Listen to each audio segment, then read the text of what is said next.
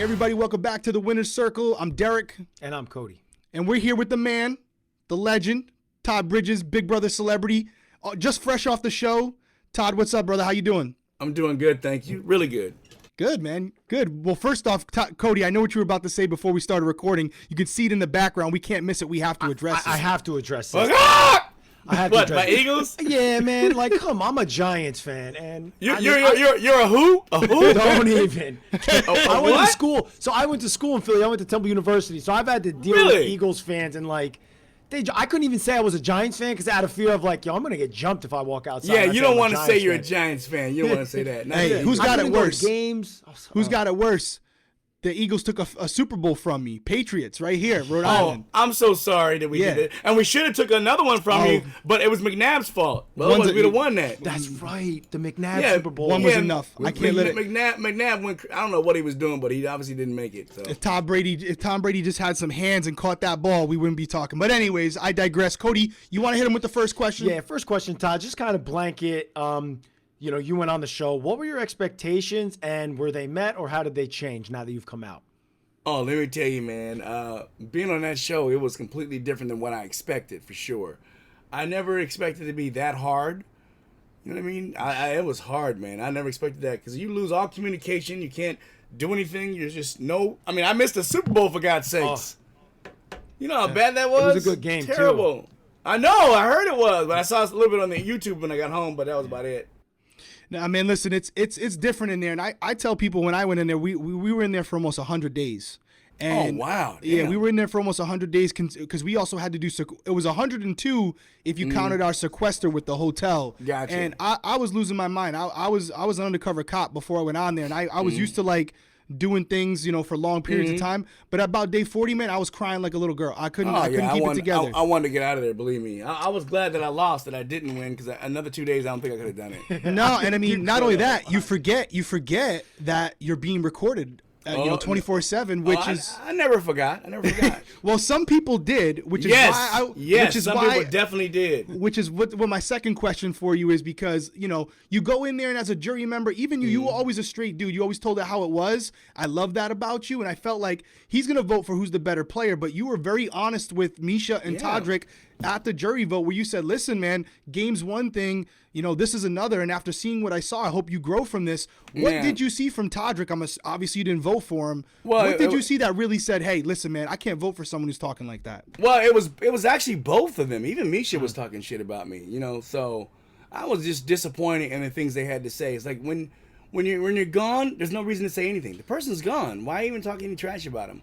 You know, Miesha said some bullshit, and you know, Todrick, he was the main one that lied and manipulated. And you know, we were all trying to play very clean games. You were definitely. Yeah, you were.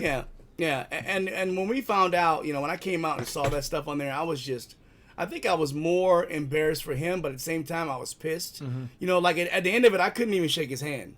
You know, I gave Miesha a hug out of respect being a woman, but outside of that, I didn't want nothing to do with her either. I thought that it was in very in poor taste how they were talking.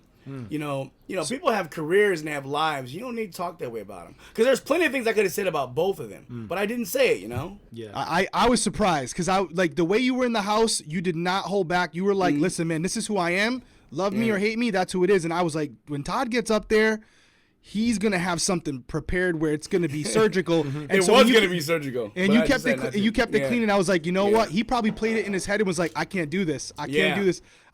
So you haven't talked to Todrick or Miesha since the show, I'm assuming. No, and I'm not going to ever talk to him again. I hope Miesha loses May 14th. I hope that girl Lauren whoops her ass. Okay. You all right. heard it here first, people. So what? That's that career threw off. I was like, I can't go into my next question. We got to keep going with this one. But it's like, when you play the game, was it the personal jabs that you hear on the feeds, or just more so like, wow, you were really dogging us like that behind our backs? it was the personal jabs, and that's what I was saying. The personal jabs were wrong. They didn't need to do those personal jabs like that, but they did. They both did, you know. And I thought Miesha was, you know, innocent, maybe just following Todrick's lead. No, she was just as guilty. I mean, she knew that the whole Shayna thing was a lie. She knew that, you know, and there was another way of getting Shayna out. It didn't have to be that way, the way she went about it. Because then you made, you know, Shayna feel really bad thinking that, you know, everyone was against Shayna, hating Shayna, but Shayna never did anything really wrong. And then the way they got rid of, who else? It was Shane that got rid of that way, and Kirkpatrick. Kirkpatrick. The same thing. Chris, They all made up stuff about him that wasn't true. Even had me mad at Kirkpatrick. And then when I found out the truth, I was like, man, I felt bad. Because it's like, you don't have to lie. There's other ways of doing it. Saying by putting him on the block, we're gonna go this direction, and then I get that. But to lie and manipulate people, to me, that's not how I want to play Big Brother. I don't know if anybody else plays that way, but I don't want to play it that way. Not for the sake of money. No, I don't need it that bad. Some people definitely play that way, but I will say when you came into the house, you said it like, I'm here for the game. I want to win. All these things. I wonder, because I know what happened with me. I met my best friend on the show outside the house. Cody, me and him met on the show. He's a brother to me now. Did you develop any friendships in there that you think are going to last the rest of your life that you didn't expect? And if so, who? With Lamar, definitely Lamar. That was great. Teddy's a good friend, Shane is a good friend now, and so is Kirkpatrick. We're all good friends. And That's awesome. So is Mariah. We're all good friends with each other, and we're definitely going to keep in contact for a long time because we all went in there to play the game. I understand how the game is played, but like I said, when you start throwing personal jabs at people, it's just wrong. Even Todrick said some bad things about Chris Kattan, and that was a terrible thing what he said, And I'm like, you just can't say those kind of things and do those kind of things, Are you seeing Twitter? I don't know if you're a big social media guy, but Todrick obviously is.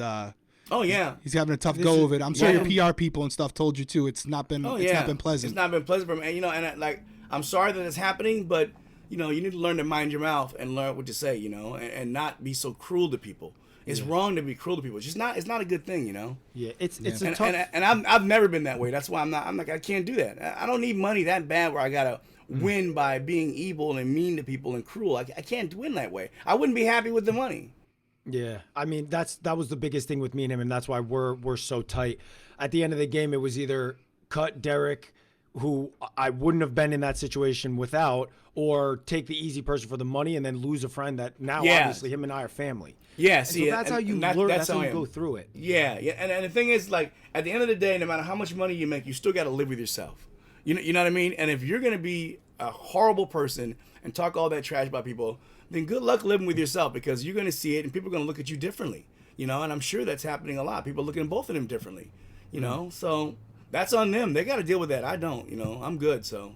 Yeah, it's also a toxic. It's the Twitter of Big Brother. Big Brother Twitter fandom is. Of course. Yeah. They're waiting. They sit there, and this has happened in the past. They're sitting there waiting for somebody to scrutinize and waiting for somebody slip up just for a second so we could drag you all over Twitter. I don't like how that is, but there was so much that they had. And you guys had a different situation. Like sure the feeds got cut constantly. That doesn't happen on regular seasons. Oh, it doesn't? We don't have people that are our PR teams and people that are like trying to protect us. It's like we're just coming from the real world. So like, hey, you say something, you're gonna get dragged and you're gonna have to go back to the real world. So I wonder then if what the feeds had said, wow, that must be like, imagine the feeds of Todrick. What he said was bad. Imagine if they didn't, wow, that would have been probably even crazier. Yeah, they were cutting the feeds a lot. It was a lot of the people that watch the feeds religiously were like getting very frustrated because they're like the feeds are getting cut constantly. So your relationship with Lamar was so awesome. It was great seeing you guys flourish into just like you turned into like you were just boys and you were just like trying to help him a little bit because he was learning the game. You're learning the game. He really wasn't grasping the game much, but your relationship together was a blast. What was it about Lamar? Because Derek and I bonded, right? So we clicked. Yeah. What was it about Lamar that made you guys just click and just bond throughout that entire experience and then go out and be even closer? What was interesting was I was always looking for Lamar to try to help him out what he was going through, and I never had a chance to find him. And then finally, when I was in the Big Brother house, I was like, well, okay, this is my opportunity to bond with him, and show him that there's a different way to live, a different way to have fun, and you don't have to worry about getting in trouble behind it. I've been out of trouble for 30 years, There's a way of doing it and a way of not doing it, and I definitely can help him find a better route and to find a better way. He's a good guy, man. He's a really good guy. And I think that was fate. He's pretty funny, Yeah, I think it was that was too. Fate that you two ended up there together and you can share your experience with him. So I love that. A lot of times when I came off the show, right, I would always be like, listen, man, Big Brother was the hardest thing I ever did. It felt like it would be even harder than being in prison because you couldn't call family stuff. If you don't feel comfortable answering but before you answer, let me tell everybody out there, you were acquitted. You were not guilty of what happened. Let that be known. But you spent some real time in prison. And I'll tell you what, I lost my mind in there. And I wonder from someone who's been in that situation, you could speak to it more than I ever could by making that analogy. Well, I think that it's even worse. At least in prison you get information. That's you what know I'm saying. I mean? TV. This place you get nothing. You know what I mean? And the thing is that you can't sing. You start singing, stop singing, or and then they made my name really bad. It was like, Todd, stop singing. Todd, change your microphone. Like, damn, man, can y'all be licensed with my name? It was like I said, the thing about jail is that of course you got to mind people, but in this thing you have to mind people too. And then you also have to mind what you say. You have to watch what you do. You got to watch how you talk to people. I was just curious. I was curious because people would give me shit. Honestly, I'd be like, listen, you're in that house. You can't make a phone call to your family. You can't even read a book. The only you have is the Bible. You can't. You don't have television. Where was the Bible? I didn't find the Bible. Somebody has to bring it. Somebody has to bring it with you. Oh, dang. I wish I'd have known that. That's all you can bring. And I didn't bring one. My house guest, his name was Donnie, brought one. I read the Bible back to front, and then I bought the exact one when I got out. Well, did you guys get cards? We got cards. We got cards near the end of the season. They don't give it to dude. So listen, we got them early. So on a regular season, celebrities, we man, beg. We beg for stuff. We're like, we are so bored. We're begging for cards, for anything. They don't give us any of that until you get further into the game. You guys get special treatment. We had cards so we can play solitary. But it was like, man, it was like just wow. I mean, you sit there, you're like. And you're thinking to yourself, okay, what do I do today? What do you do? What do I do? And then, because like when I first got in there, my blood pressure was out of control. So I had to take blood pressure medication. That's why in the first part, you saw me sleeping a little bit. Yeah. My blood pressure, my medication wasn't right yet. I hadn't got it down yet.